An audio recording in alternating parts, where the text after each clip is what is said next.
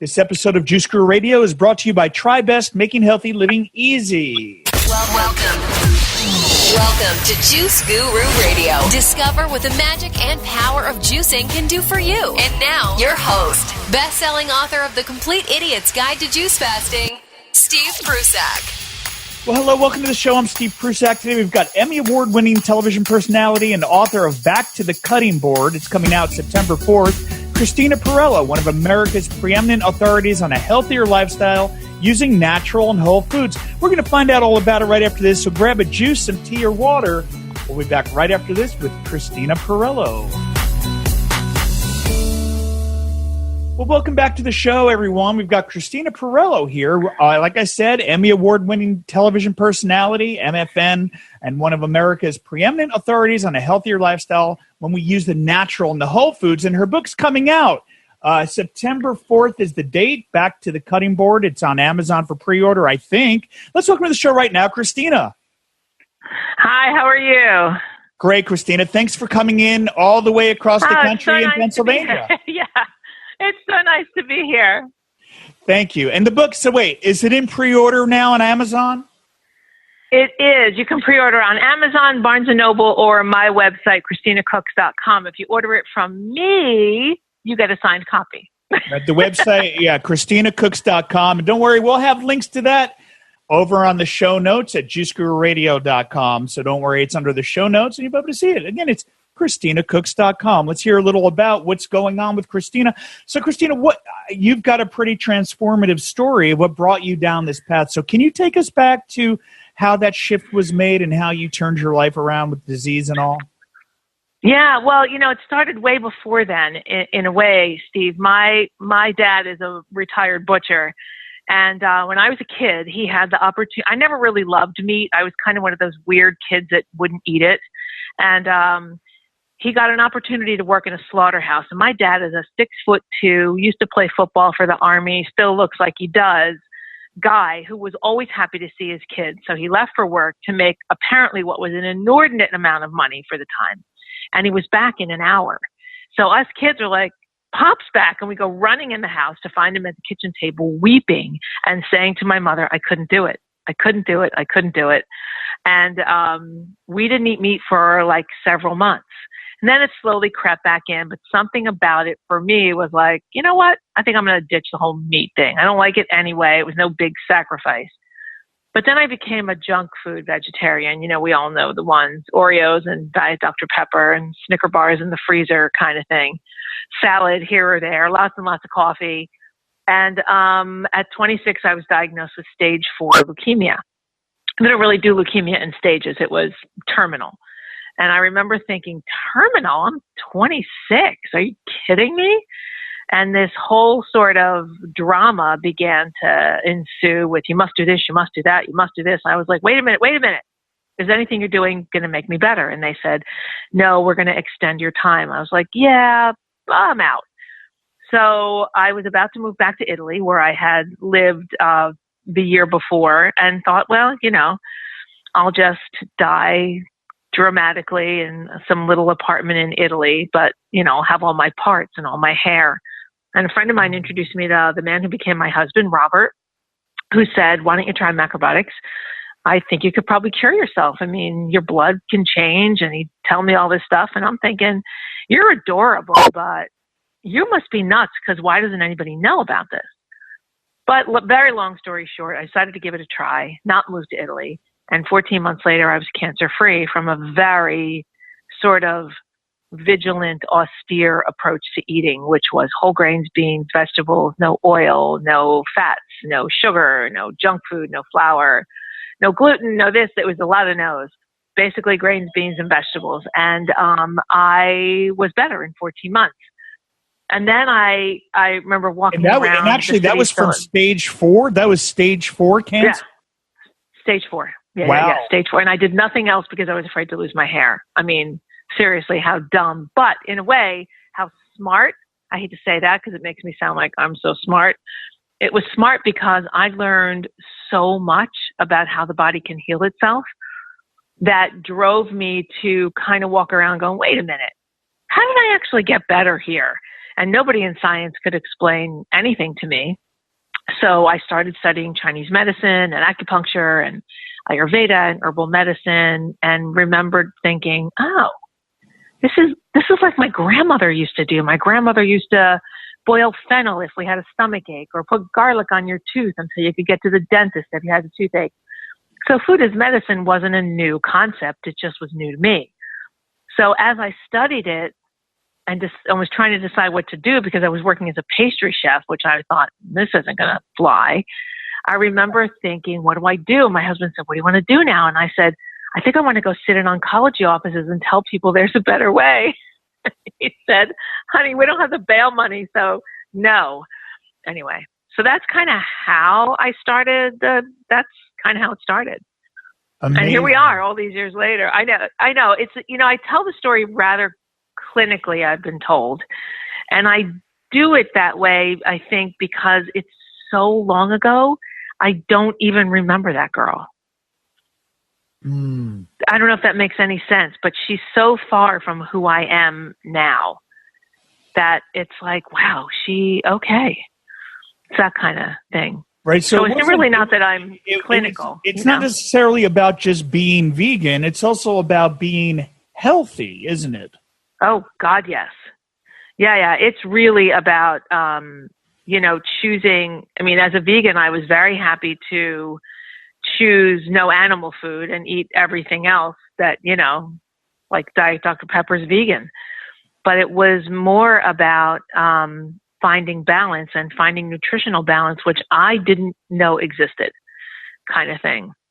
And now I do. And now I think, I'm always with young vegans saying, please, please, please, it's more than, it's more than juice. Juice is great. I'm happy to have you, eat as much juice and drink as much juice as you like, but you have to find your balance. Whatever that balance is, you got to find it. Exactly. And, we find when we get those green juices in us, we start to crave more of the good stuff and get away from the processed stuff. That's exciting, isn't it? It is. I find myself now when I travel craving greens and not being able to wait until I can get home and start cooking something. If we're traveling more than, this is going to sound weird, people will be like, oh my God, she's a freak. But I find when I'm traveling, if I'm going to be gone more than 5 days, I have to have a place that has a kitchen so that I can cook. I mean, it's really that simple. I don't want to be anywhere where I can't cook. So the message is, right? I mean, what would you say defines your message to people? Because you see most people are confused with diet. They're eating these crazy paleo or keto diets where they're putting their bodies into starvation. What's the message here? The message is that we need to wake up and smell the toast, sort of, and realize that all of these, and I'm going to call them fads because I truly believe that they are, all of these fads that are designed to basically help us lose weight would all fade away if we all ate real, whole, unprocessed food, seasonally, organic as much as you can, local as much as you can, but don't get crazy, vegetables, whole grains, beans, healthy fats, nuts and seeds. Your body will find exactly where it wants to be, and you'll never think about it again. You'll never measure another thing. You'll never weigh another ingredient or count another calorie. You'll just live your life. And isn't that what we kind of want to do? Did you notice as you cut, the crap, right? We can say cut the crap. Did your taste buds change? It took a while. I won't lie to you and tell you that I went from Diet Dr. Peppers and Snicker bars to, oh my God, brown rice and barley. I'm so happy. I had to give up sugar sort of cold turkey because with my condition, as I studied macrobiotics, it was like, oh, and we all know this now, even science talks about sugar feeding cancer. So I basically cold turkeyed sugar and felt like a heroin addict because it was the hardest, I'm going to say, 40 days of my life. It was harder than dealing with the cancer diagnosis, giving up sugar. Well, it's interesting that you say that. We've got people in a Sugar Busters program right now. They're doing 6 weeks. So, and we know it's like crack cocaine, the sugar. Yep. Yep, I wanted to smack every single person that I saw eating something sweet if I walked down the street. I am not kidding. I would think to myself, I could just smack you right now because I'm sick and you're eating sugar. It was so awful. And then finally, you come out of it. And I remember thinking to myself so clearly, oh my God, I was enslaved to an ingredient. You got to be kidding me. How silly. And now, if I taste something with sugar, I think, oh, this is delicious, but I don't have a desire to run back and have dessert the next day and the next day and the next day. I mean, we make dessert in our house from, natural whole ingredients that are not refined sugar. So it's not like I'm living without sweets, but I certainly don't miss that enslavement. And that's really all I can call it. It was brutal. The truth is out there for those willing to see it. Some people want to keep their heads in the ground and take the quick fix, easy pills, this fad, that fad. Do you think there's hope for a plant-based society? Do you think people are waking up to say, you know what, I'm drinking the juices, I'm feeling healthy. Maybe I just want to give up, the stuff that's getting me sick? I would love to say that there is hope for entirely plant-based, but I don't see us ever completely giving up animal food, as Americans anyway. I do see us moving to largely plant-based, and I have to be honest and tell you that my bar gets lower every year. Now I'm sort of like, okay, if I could just convince people that choosy mothers would not choose Jif, I'm good to go. Now I'm as much as I live a vegan plant-based lifestyle and I love every minute of it. And I will talk to anyone who wants to hear about it, about making the change. I think that people are where they are. They are certainly much more aware than they ever were. And I will take any small change that I can get. I mean, you've heard the statistic that just came out that if every American gave up one meal with meat a week, just one, out of the 21 meals we eat, just give up one, it's like taking 4 to 6 million cars off the road. So I honestly think that more than the ethics of why most of us are vegan, I think that you will find an environmental and planetary reason for people choosing a more plant-based lifestyle. And honestly, as much as I love my ethics, I don't care why they choose it. I just hope they choose it. Well, I love the idea of no judgment, and including in our sugar program, we do, for those that want it, have omnivore plans if that's something they want. We work with Dr. Joel Furman on this, but so it is nutrient dense, plant-based for the best results. But for those that aren't there yet, we don't have judgment, and we think that's the best way, don't you? I do. Nobody wants a finger shaken in their face. Nobody wants to hear that they're doing a bad job in their life or that they're wrong and they don't want to be lectured at and they don't want to be made to feel badly about themselves. I mean, certainly we have to speak to people in a way that inspires change, but the way to do that is not to make people feel badly about themselves. There's enough in life that makes you feel badly about yourself anyway. I don't think we should add to it. Honestly, I mean, I'm willing to talk to anybody about any level at which they want to join in. And if they don't want to join in and just want to talk about it anyway, I'm happy to talk to them too. Because I think that if you create an environment, and so many vegans are doing this that it makes me so hopeful, you create an environment that's warm and welcoming and everybody has a place at the table, no pun intended, and we don't exclude them and say vegans only, I think you'll find you catch more flies with honey, although that's a terrible metaphor being a vegan. But the truth is you attract more people when you're sweet than if you are lectury or standoffish or preachy or, we have enough of that in our lives. We have enough of, what's wrong and divisive. And I think that food should be something that brings us together and gathers us around the table. Totally agree. Say goodbye to the angry vegan and hello to accepting and love. That's what it's about. So I agree. So now I find angry vegans terrifying. I don't even want to be vegan when I see that. And I'm a vegan. I'm like, wow, you scare me. I don't want to. Okay, but whatever works for you. Oh no, I've been vegan for 26 years. I'm just saying I'm ready to not. I don't want to be in a category. Really, I see it that I'm a nutrient rich person that eats a compassionate, healthy diet, but no judgment where you are. That's why my wife went vegan, because she just saw what I was doing. I never put it down her throat. She could have stayed wherever she was. Right, exactly. I feel the same way. It's going to sound terrible, but some of my best friends, many of my friends, I think we only have like 3 or 4 vegan friends, and everyone else, is omnivorous, healthy, of course, but they're choosing what they're choosing for whatever reason, and the thing that I find the most, I'm going to say amusing and interesting, is that no matter where I go, and I guess it's because of what I do, but no matter where I go, we'll be at a party or at a table or at a restaurant or at a business luncheon. And within seconds of saying nothing, we haven't even ordered yet, somebody will look up and say, I'm trying to eat less meat these days. And I think, oh, okay, cool. And I go right back to what I'm doing, but they instantly feel like a need to justify the choices that they're making. So I think that's a step before they're about to change, and they're just telling themselves that they are. That's how I feel anyway. So going through the journey you have, do you feel that food has a direct impact on, can we cure ourselves with what we're eating? Of cancer, for example, like what you did? Yes, there are, and I'm not so rare. There are tens of thousands of people curing everything from cancer to arthritis to whatever. Some are doing it in conjunction with medical treatment. Some are doing it just on their own. The goal of eating the way we eat, nutrient-dense, plant-based, compassionate, is to shift your pH to slightly alkaline. And you know this better than anybody.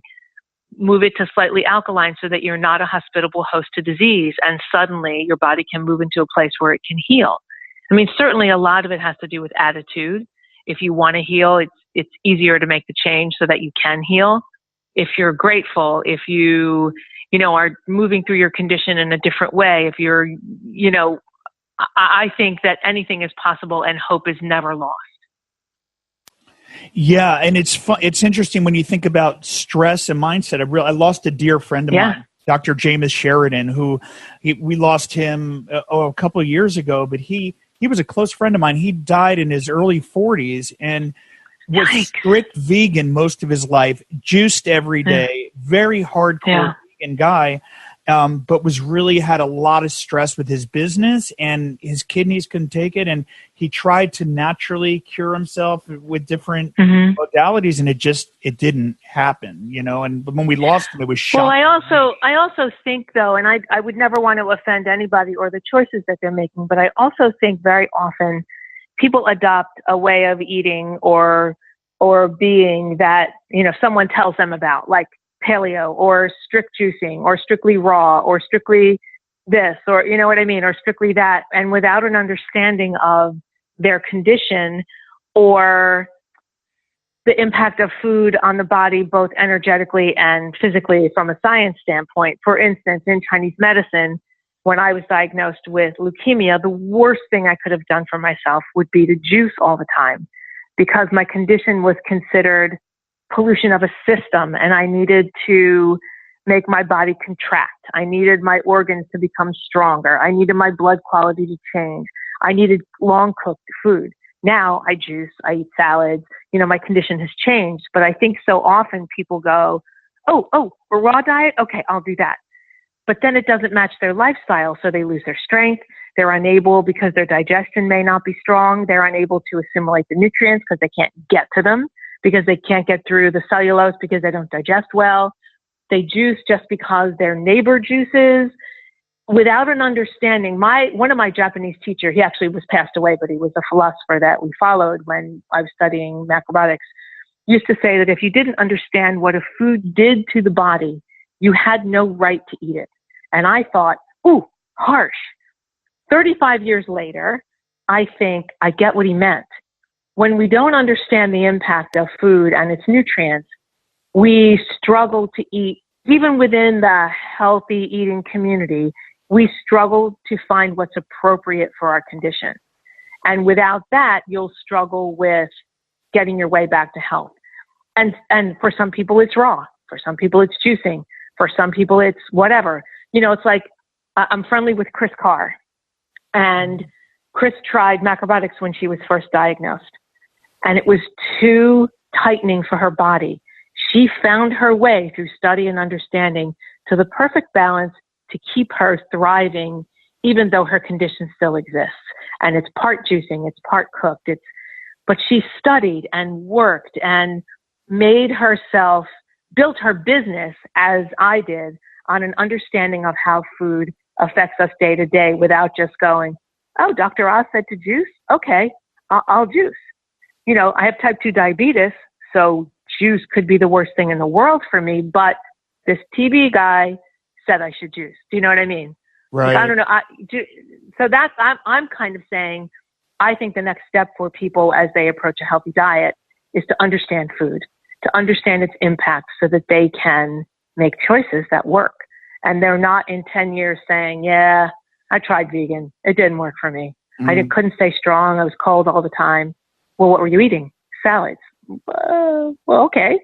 You know what I mean? It's that kind of, I think when people abandon something healthy, like plant-based eating, it's usually from a lack of understanding, and then it's hard to get them back.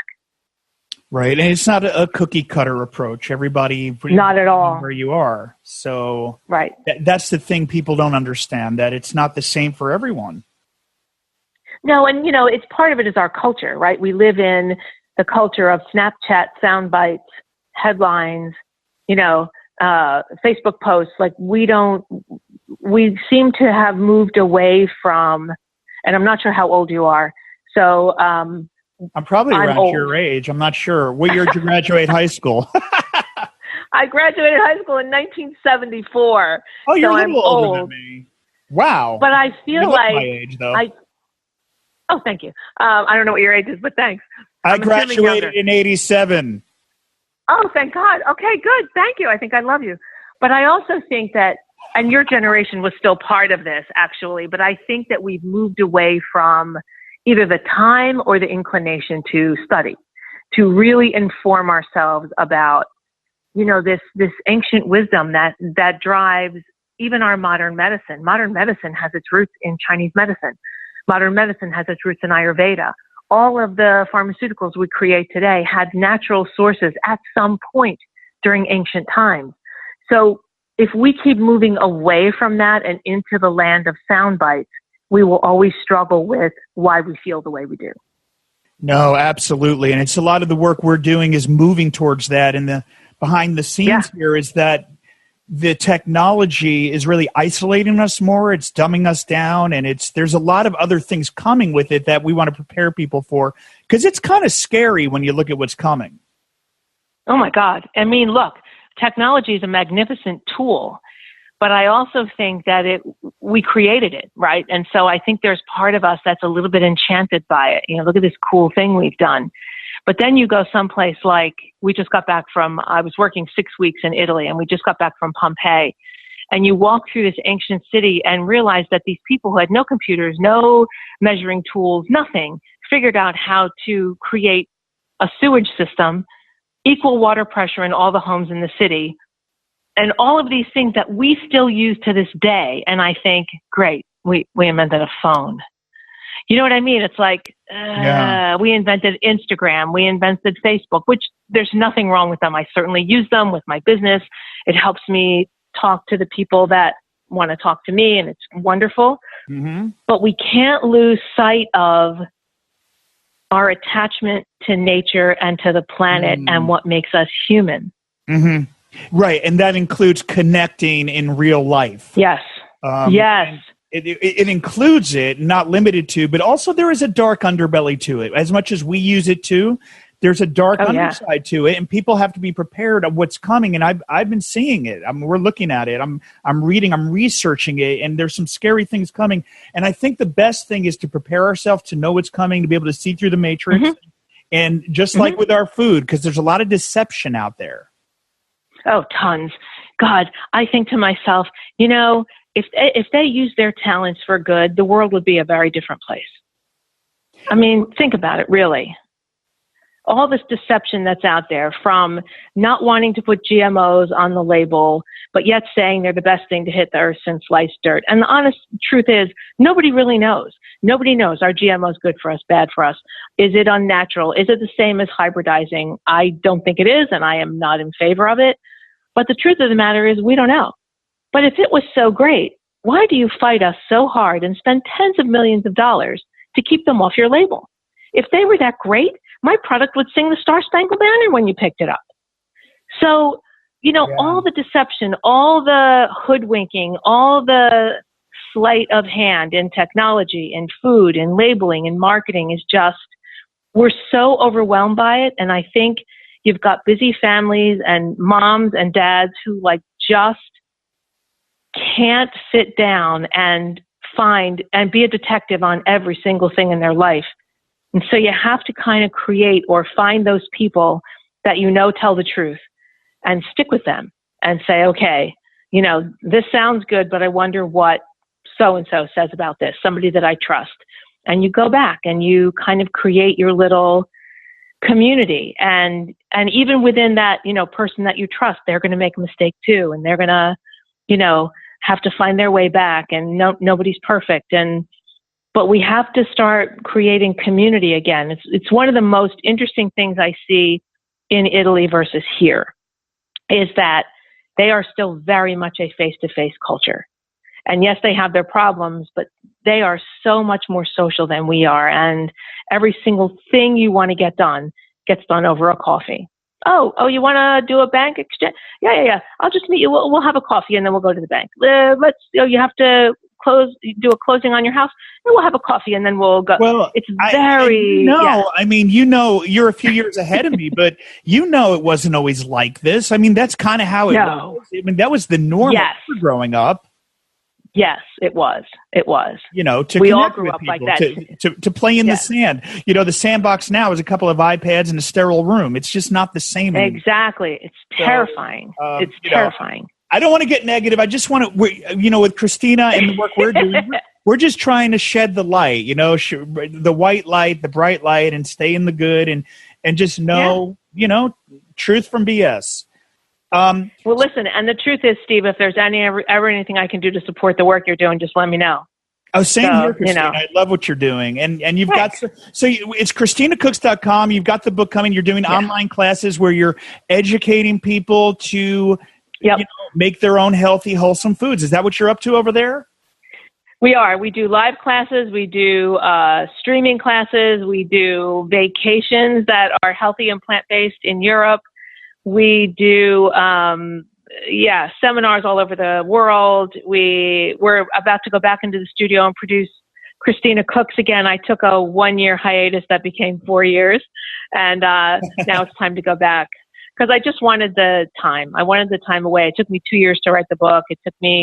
I wanted to make sure that I was doing everything that I wanted to do and the way I wanted to do it, instead of, it's time to do season 8. It's time to do season 9. Let me step back. And I think we all need to do that sometimes. Just step back and you say, okay, is this really what I want to do? And it took me 4 years to figure out that it is a great way to get the message of healthy eating out there. So I am going to go back in. Shows will be on in 2019. And it's not my favorite part of my job, but I'm going to do it because it's a really big part of the mission of our lives. Well, and there's more of an awakening. People are getting more excited and watching these videos. Yeah. So I think you're going to be delighted. I think that's a great idea. The website is ChristinaCooks.com. We're going to open for some questions behind the scenes, but we're going to close out the iHeartRadio portion in just a minute. So, Christina, before we break it down here, this has been great. It's been a stream of consciousness, and we've covered so many fascinating things. You are so up my alley. Anything to say in closing, for those that are, our audience, they're children of the 80s and 70s, and they're people that want to get healthier, and they're juicing, but they know there should be more. They shouldn't be feeling the aches and pains and aging, and aging this way. Any final words of advice on turning your life around, going down the right paths, and getting healthy the natural way? Skip all the fads, eat more vegetables, and find someone you trust and listen to that advice. And as you listen to that advice, listen to your intuition more than anything. Your intuition will always guide you the right way. Christina Pirello right here on Juice Guru Radio. She's right up our alley. Thank you again for being here, Christina. That was phenomenal. Thanks. Really phenomenal. I'm Steve Prusek, and we'll see you next time. Wow, I wish I had you on video. You're really wonderful. Thank you. I wish I was on video too. I'm so sorry about that. And I didn't even think you were going to show up. So what a delight this has been. And I don't know. I'm going to bring my friends on behind the scenes there and see if there are any questions. Guys, I'm going to bring you to panelists here so you can join the conversation and connect through audio with Christina. Let me just bring you on, and we can all be together at least for now. Some of you are in the Sugar Busters program, and boy, this interview was right up our alley, wasn't it? So hello, we're all together. So let me know, are there any questions for Christina? You can go ahead and unmute yourself. Hi, everyone. Hi, Diane. I see you there. Anyone have any questions about, making wholesome, healthy foods in your kitchen? Because we didn't get to touch on everything during that interview. And Christina, I should have asked, do you have a few minutes for this? Because I know we got started late. Yeah, I'm fine. Thank you. Okay, great. Any questions there? So go ahead and unmute yourself, or you can actually, if you don't feel like talking or presenting, you can just type it in the box and I'll read your question for you. But go ahead. I think, Avis, are you unmuted? I'm not hearing from anyone, so I'm going to assume that there are no questions. Are there no questions in the community here? Karen, did you have one? Yeah, let me unmute you. Hi, Karen, I want to first of all thank you for breaking the ice. Let me unmute your phone here. Are you not unmuting? That work? That works. Hi, Karen. Thank you for joining us. You came on a little late, didn't you? I was here. Well, Great. Yeah, you know what? I was trying to get on, and then I thought it was the wrong time. So then I left, and then I came back again, and it was on. Okay. We had I don't know if they sent her the wrong link. Christina thank you, Christina. Christina, can you hear Karen? Can you hear her voice? I can. Great. Well, I just have a question about grains because you were talking about eating grains as part of your transition, and I love grains. It's just that I'm trying not to eat them because I just do the quinoa thing because I thought it was the best thing to do. But you're saying we can eat brown rice? Oh my gosh, yeah. Listen, there's so much stuff going on around there. But if you look back at, I always refer back to ancient wisdom, Karen, and they found rice in the pyramids. They didn't find anything else. Do you know what I mean? So cereal grains have been the nourishment of man since ancient times. The word meal comes from ancient grains. So you want to make sure that once a day, you don't have to go crazy. I know we all love them, but you don't have to go crazy. But once a day, you want to make sure you're getting a whole grain. And while quinoa is brilliant, it's a complete protein, it's lovely, it cooks really fast, it's satisfying, it's delicious, I get it. There are so many other grains. There's brown rice, which helps to regulate moisture and the pH of the intestines. There's millet, which is the highest of all whole grains in protein and doesn't produce any stomach acid. There's barley that helps the body discharge toxins and support the function of the liver. There's corn, which is filled with lysine and helps you to digest and is great for your eyes. I mean, getting a variety of whole grains is what helps us. It lays the foundation upon which you build your health. Thank you. You're welcome. Did you have any other questions, Karen, especially after what you'd been through recently? What do you mean? Well, you were saying about the brown rice or the grains. Did you want to share anything else about diet, or was that it? No, I think I'm okay. I always worry about protein, and I love bread, but I'm not eating it. Why? Why not? Because don't go away. Wait, don't go away. Okay, so carbohydrates all have sugar in them. I mean, it's a naturally occurring thing. The body, the brain in particular, functions at its best when it has enough glucose. When we were paleo, we didn't eat them. But as we became agrarian and evolved into communities, we developed a bigger brain and a smaller gut. That big brain is starved for glucose all the time. So eating whole grains allows your brain to get a steady sort of stream of glucose as they break down slowly. And if you're eating things like breads from whole grains, like whole wheat flour, millet flour, multigrain bread, real multigrain, not the sort of fake ones that have caramel color. Read the label, only a few ingredients. You can certainly enjoy bread. Now, if you're trying to either lose weight or you have celiac, it's a whole different discussion. But, eating bread is also an ancient food. It's just the processed white stuff in a plastic bag in the supermarket that has given bread a really bad rap. So I'm going to tell you, yes, we bake bread in our house every week. From a sourdough starter, we use a little bit of yeast. Please, please don't walk away from bread or grain. Remember something, Karen, when you choose a healthy lifestyle, it is meant to open your life up and fill you with satisfaction and joy. If you're enduring it grimly, something ain't right. Gotcha. So have a little fun. Okay, I will. Thanks. Thank you for joining. Thank you for coming on, Karen. Sure. Thank you for that. And my wife's gluten-free, so we have to deal with that. And then the gluten-free breads are so loaded with sugar that it's like... Oh, they're horrible. They're hard. Is she gluten-free because of a condition? Yeah, she has an allergy. Yeah. It's there's a really, I just discovered, there's a pretty decent mix out there. I'll just tell you, and they're out in California, so you should be able to find them. It's called Authentic Foods. Do you know them? No, I haven't heard of them. So Authentic Foods is run by a guy named Stephen Rice. I know. Stephen Rice, his whole family has celiac, and he developed this line of products. I think you can only get them online. I've never seen them retail, at least not on the East Coast. And there's no junk, no added sugars. He does all of his binding of his mixes with fiber so that there's no funny aftertaste. There's no gums. When I bake gluten-free for clients, I use his cake flour blend. But I understand, I've not made it, but I understand his bread mix is really good. His pizza crust is really good. He does have a couple of like cake flour mixes and brownie mixes that do have sugar. But if you look for his blended flours, you'll be very happy. And it's a 1-to-1 sub. So you kind of have to boost the flavor, like add a little more salt or a little more vanilla. But it's a pretty decent sub, I got to tell you. The pizza crust was great. And that website is authenticfoods.com. We just pulled it up. Yep. So we've got it here. Yep, authenticfoods.com. It's great stuff. Thank you for that.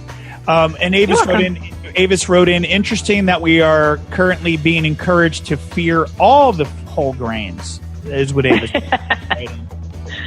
Yes. Well, because carbohydrates are all being lumped together, as the bane of human existence. And what I've noticed is that each year or two, we seem to choose something as the new sort of enemy and Darth Vader of humanity. And right now it's carbohydrates. Before it was protein, then it was fat, then it was sugar.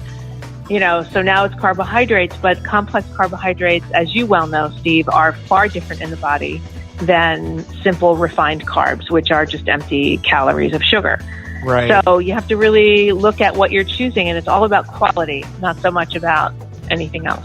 A lot of confusion out there. It almost seems purposeful. Way too much. Did anyone else want to chime in or go ahead and unmute if you had a question here for Christina from ChristinaCooks.com. Pirello, part of the Juice Guru Rewind right now, and this is a lot of fun. Anyone else want to check in? We heard from Karen, and we still have a few people in here, but if not, you could either type it in the box, or if not, we'll close out. JD, Diane. Well, Diane caught on late too. Okay, great. Well, then in that case, we'll close down. Christina, thank you for being here. I'll send you the link when we go out on iHeartRadio with this. But thank you. Please do. And I'd love to connect with you. Steve, thanks so much for having me. This was great. Thank you. Thank you, everyone. Bye-bye. Bye-bye, everyone. Thank you. Thank you for listening to Juice Guru Radio. Find out more about us at juicegururadio.com. Until next time, get your juice on.